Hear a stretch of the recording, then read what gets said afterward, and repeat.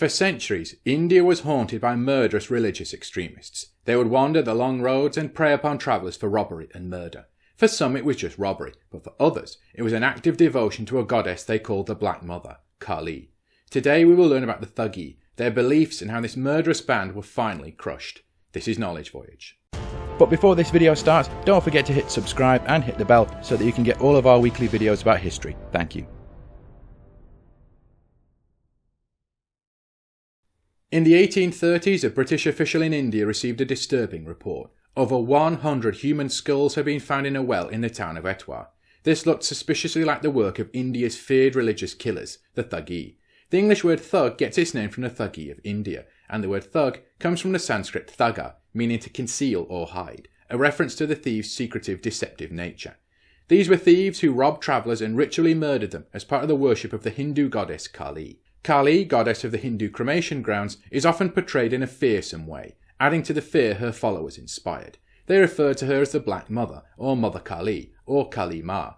According to tradition, the thugs would kill travellers and leave their bodies for Kali to devour. The thug gangs would use initiation ceremonies where ritual foods were offered to Kali, and then the thugs would strike. The thugs believed the shovel they used to dig graves would sometimes come to life and point the way to their next killing. The thugs also exclusively used strangulation to kill their victims, partly due to a Hindu fear of contamination by shedding blood, and partly because local Indian laws technically only considered murder by the shedding of blood as a capital offence.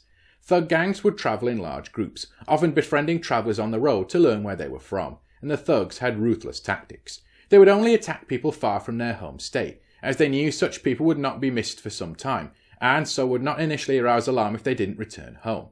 By the time the alarm was raised, the thugs would be long gone, having made a killing to Kali.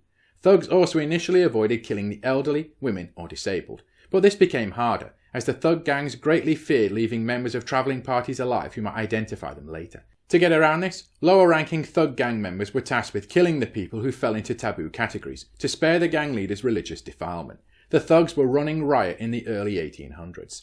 The British conquest of India had disrupted the local economy and eliminated local warlords who had previously patrolled roads. There was also jurisdictional issues, as thugs zigzagged in and out of territory controlled by the British East India Company to avoid detection and prevent British authorities from following them into native states. But one British officer decided it was time to crush the thugs, and his name was William Sleeman. Sleeman had a deep love for the culture and people of India. He studied several Indian languages to fluency, so he could hold conversations with ordinary Indians to find out their problems, and one of the main ones was the thugs. The local Indians told Sleeman they feared reporting thug murders, as it attracted native police who were famously oafish and corrupt. Sleeman believed the thugs could and should be defeated, and Sleeman set to work. He began by ordering East India Company troops to seize any suspected thugs on the road. Once this was done, they were threatened unless they offered information, and with this information, Sleeman could build up an intelligence picture of the thug gangs. He then plotted the home villages of captured thugs on a map, and overlaid this map with maps showing thug murder sites. This allowed him to plot two things. Firstly, the home bases of the thugs, and secondly, which roads they hunted on. With this intelligence, he organised anti-thug patrols, who were often handsomely financially rewarded.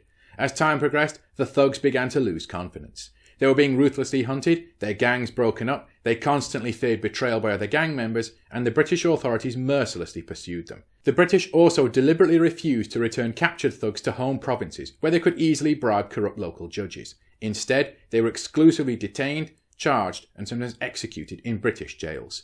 The Thugee would sometimes chant hymns of devotion to Kali as they were dropped through the gallows trapdoor.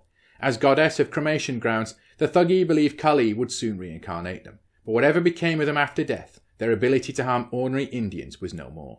The thugs were being crushed, and to keep this going, the British established the Thugee Daftar, a specific police office for detecting and punishing thugs that only disbanded in 1947 with India's independence from Britain.